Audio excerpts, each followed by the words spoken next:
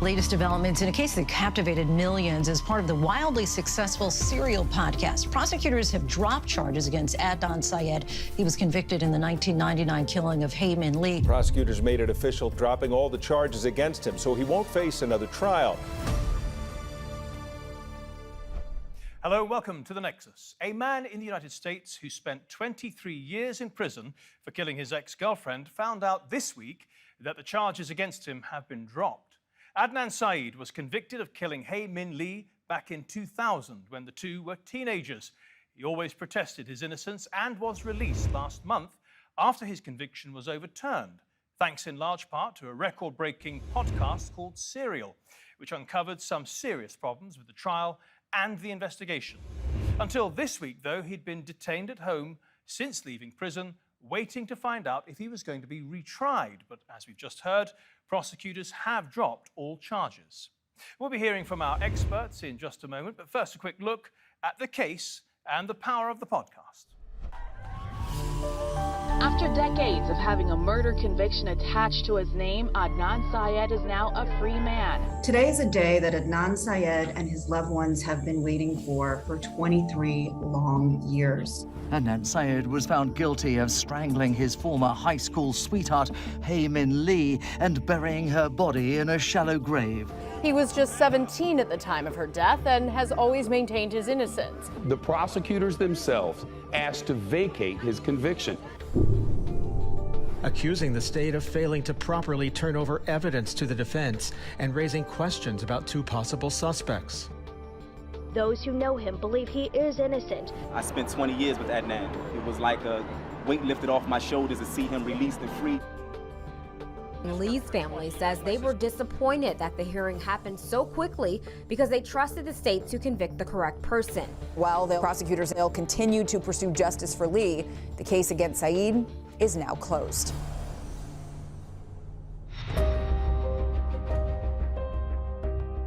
It's a case that has received national attention in recent years after Syed's story was chronicled by the popular true crime podcast Serial. A case that captivated millions as part of the wildly successful Serial podcast. The first true crime podcast sensation. It's a case that prompted more than 300 million downloads. From This American Life and WBEZ Chicago, it's Serial. One story told week by week. I'm Sarah Koenig. I first heard about this story more than a year ago when I got an email from a woman named Rabia Chowdhury. Rabia knows Adnan pretty well. Her younger brother Saad is Adnan's best friend. And they believe he's innocent. Rabia told me she thought the attorney botched the case. Not just botched it, actually, but threw the case on purpose so she could get more money for the appeal. We could not have come this far without Serial. Serial was responsible for making people care about Adnan, for making the courts pay closer attention to him. Do you listen to Serial? Oh, yes, yes. Yes. Yeah. Yeah, for sure. Yes, listen all the way through. Oh, yes, of course. I did listen to Serial and I loved it. Are you comfortable with creating such an entertainment with real life? I think that's that is the nature of true crime reporting. I think it is okay to take a position and say, like, I've looked at this from every which way. I didn't come in with an agenda. I didn't come in with a point of view. I was open. I was as open as I knew how to be as a person. What do I think? If you asked me to swear that Adnan Syed is innocent, I couldn't do it. I nursed doubt. Well, anyone who's listened to the podcast and followed the case can understand why she might have her doubts, and we'll get into all of that with our guests in a moment. They include Vinu Varghese, a former prosecutor, now a defense attorney in New York. We'll also have Jason Flom, the host of the very successful Wrongful Conviction podcast. Barbara O'Brien is a professor in criminal law and editor of the National Registry of Exonerations. And finally, we'll be talking to Herman Lindsay, who spent 3 years on death row before having his murder conviction overturned in 2009. We'll hear from all of them in a moment, but first let's take a quick look at the timeline of this extraordinary case. The Adnan Syed story takes place in Baltimore, in the state of Maryland, just north of the capital, Washington. The city is very racially diverse, and so is the high school attended by 18-year-old Korean-American Hae Min Lee and 17-year-old Pakistani-American Adnan Syed. The two dated for a while, but broke up after a few months. Hae Min Lee was last seen alive on January the 13th, 1999. Her body was found partially buried a month later in a park. She'd been strangled. Syed was arrested the following month on March the 1st, and he was found guilty of first-degree murder in February the following year. He was sentenced to life plus 30 years in prison. Rabia Chowdhury, a lawyer whose brother was friends with Syed, suspected the trial was not fair and contacted the local journalist Sarah Koenig, who turned the case into a podcast.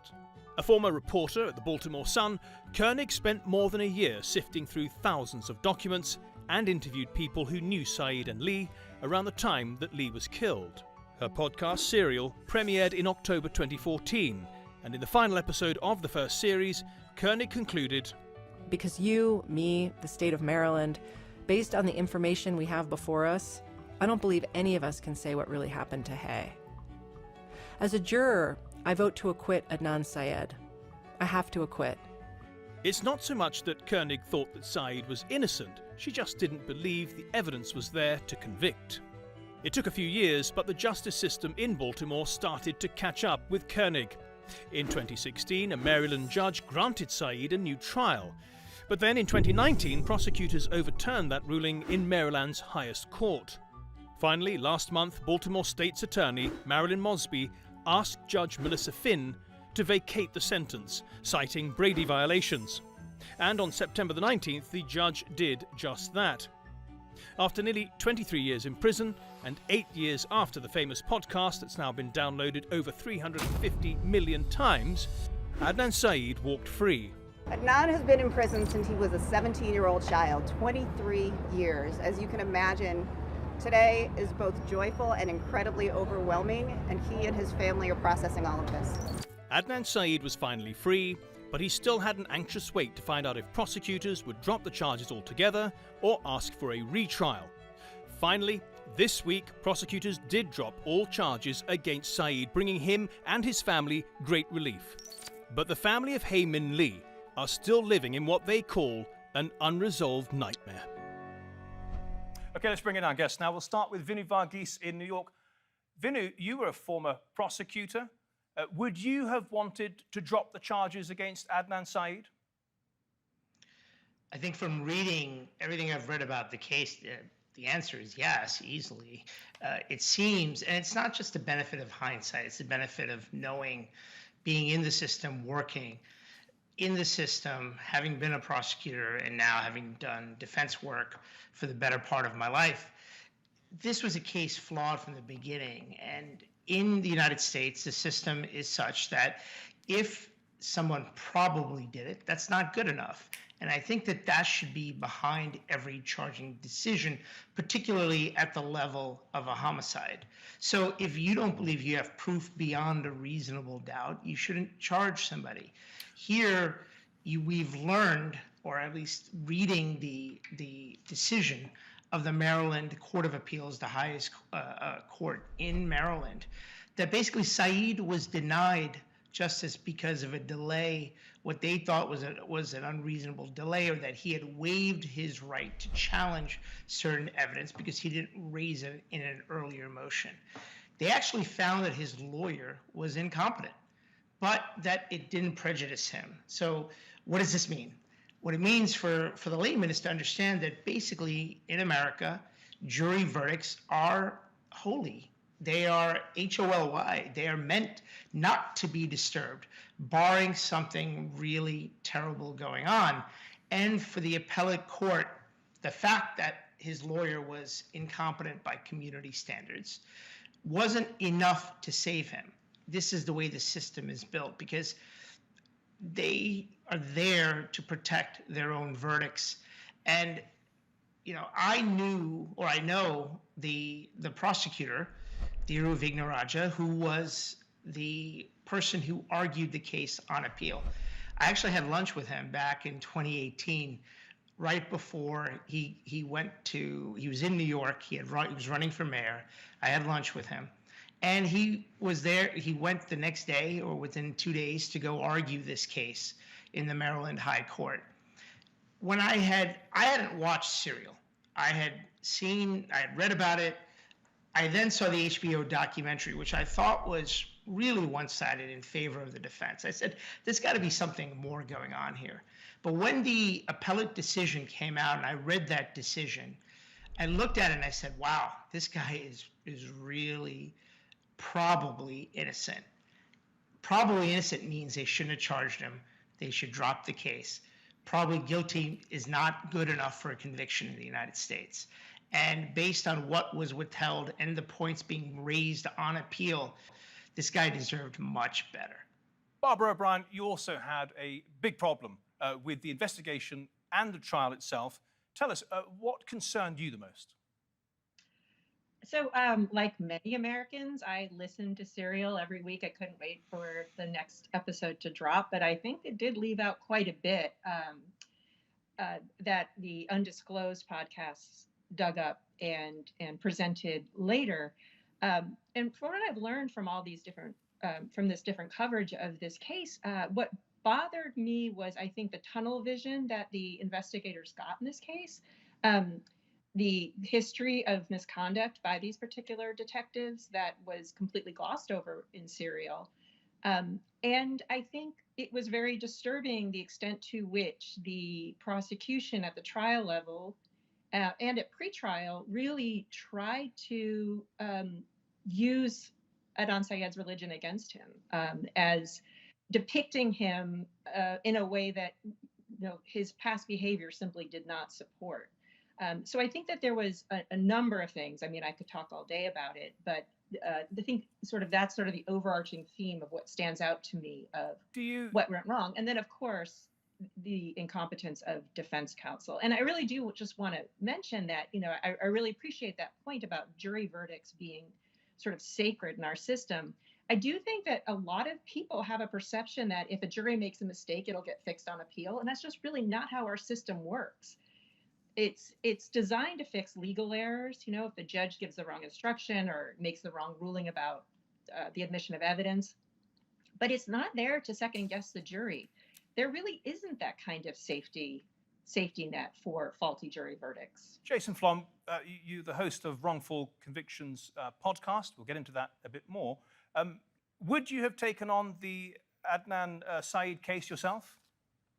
Absolutely, and I think what's important to recognize is that these problems that have been identified already, tunnel vision, racial bias, a rush to judgment by authorities, and then confirmation bias, exist in case after case, as well as so many other causes of wrongful convictions that we see again and again. Lying eyewitnesses who also in many cases are incentivized, authority figures, police and prosecutors who are upwardly mobile and who are looking to climb the ladder on the back of their record. They're not looking necessarily for justice. They're looking to they look at it as almost like a scorecard because they want to move up in the world. They're ambitious people, right? They're hard-driving, ambitious people.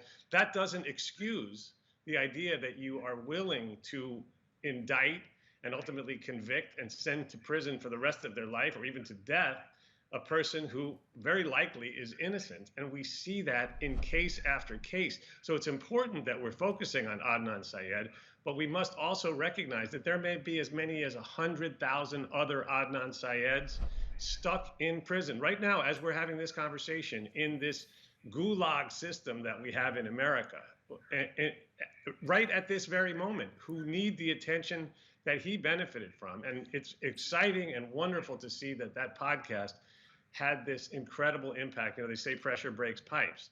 And in this case, Serial, you could draw a straight line from Serial, and of course his legal team was incredible on appeal. And ultimately that led to his freedom. But we cannot forget the many, many, many people that have been left behind. And Jason, that is an incredible number. Did you say 100,000 possible Adnan Syeds out there? Yes, and the way I get to that number, so the social scientists that have studied these things have estimated that between 4 and 7% of people in prison in America are actually innocent. I believe that number to be much higher, and we don't have enough time on this show to get into the reasons why, but if you just take a mid-case scenario and you say that these social scientists who have studied this issue, if you come up with 5.5% and you have almost 2 million people in prison in America right now, the very simple math leads you to a number that is right around 100,000 actually innocent people, many of whom, as Herman Lindsay was, are on death row in America, where, of course, we are the only Western country that has the death penalty. Every other Western country abolished it generations ago. Vinny Varghese, can I just throw that point over to Vinny Varghese? You know, you've been a prosecutor. Do you recognize what Jason is saying about the ambitious prosecutor and the possibility that there are 100,000 wrongfully convicted people in prison right now? That number would not surprise me at all. When I was a prosecutor in the early 2000s in the Brooklyn DA's office, we knew that there was a very thin line between good and evil, because everyone was lying to us. The cops were lying to us. The alleged victims were lying to us. So our motto was, let's make sure no innocent person would go to jail. When I left the district attorney's office, and I felt very good about my office at the time, when I left and started practicing it in state court in other counties and other parts of the city, as well as in federal courts all around the country, I came to a quick realization that most prosecutors are not doing what they were taught in law school.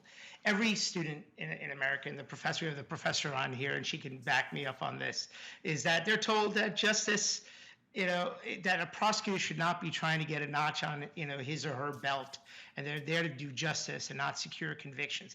That's just not true. There are too many prosecutors here who are in this, and I can speak, I've been in federal courts all around the country, and while there are a number of great prosecutors, I don't want to belie the number of people that go into it for the right reason.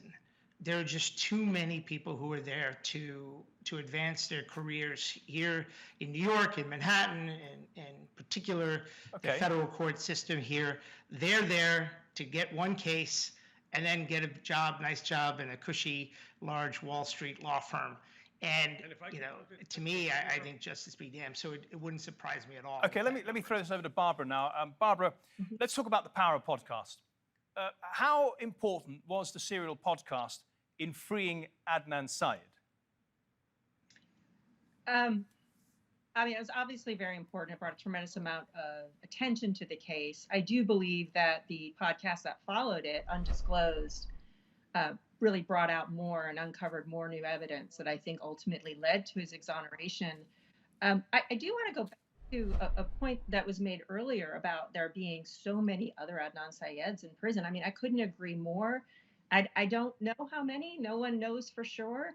But if you think about so in many ways, people in the registry, there are many people in the registry who did not have high profile exonerations, but in almost all of them, something extraordinary happened, something outside the ordinary legal system happened to free them. And that's what happened in this case. It took people outside of the legal system that was supposed to correct errors, to bring attention to the case, to uncover new evidence. And we see that over and over and over again in the exonerations that we catalog in the registry, that the system isn't working most of the time. It takes something extraordinary. There's a tremendous amount of luck involved in being exonerated, which sounds crazy because obviously Adnan Syed's not a lucky man. He spent 20 years in prison for a crime he didn't commit. But there's luck involved in having attention paid to your case and getting the attention of the right people, of having at least some resources to be able to reinvestigate the case, because the obstacles are just so high. So I can see, this isn't the only example of a podcast doing this kind of work. A couple of years ago, Curtis Flowers out of Mississippi, there was an outstanding podcast, In the Dark, that uncovered a lot of new evidence that really did contribute to his ultimate exoneration. And that's happening with your podcast too, isn't it, Jason? The Wrongful Conviction podcast. Can you give us an example of where your work has helped to free an innocent man? And can you also give me some idea of the work that you have to do to make your podcast as influential as it is? Yes, well, thank you for asking that. And the fact is, one case that comes to mind is Lamont McIntyre, who was framed by police in Kansas City. There was a horribly corrupt and violent cop named Golubsky, who was systematically framing black people.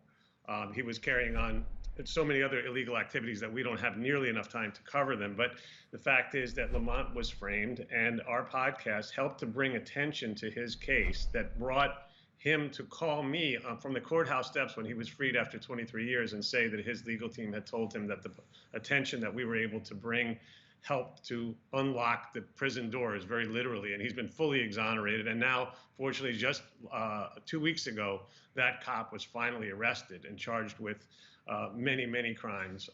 But you know, they will never be able to catalog the number of crimes that this particular individual committed. So Lamont McIntyre, Ronnie Long, Vincent Simmons, Daniel Villegas. There have been so many that we are so thrilled and humbled and proud to have been able to shine a light on.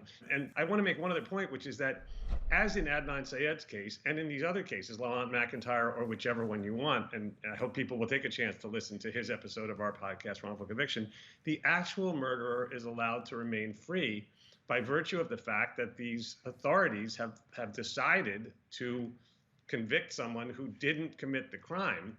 In our new podcast, Bone Valley, it's exactly that situation. The actual murderer was allowed to remain free when Leo Schofield went to prison for the murder of his wife. He's been there for 34 years. And this guy went on to murder other people. Jason Flom and Barbara and Vinu, thank you all very much for your contributions to the Nexus. We've run out of time, I'm afraid. Thank you, though. Well, let's hear from our final guest now. And Herman Lindsay spent 3 years on death row after being convicted in 2006 of the murder and robbery of a pawn shop owner in Florida. 3 years later, the Florida Supreme Court unanimously ruled that there was not enough evidence to convict him, much less sentence him to death. And Herman joins us now.